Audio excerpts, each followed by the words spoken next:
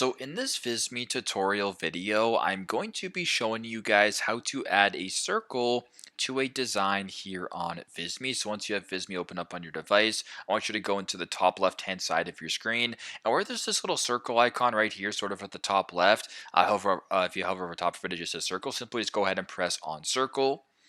Now, once you're here, it adds a circle to your design. So if you want to make it larger or smaller, you can sort of do this. You can move it around, whatever you want to do.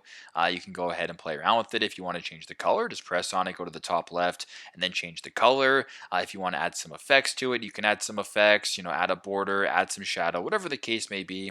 You can do whatever you may wish, but it's pretty straightforward. That's how you guys can add a circle to a design here on Visme. Thanks again for watching, and I hope this video helps.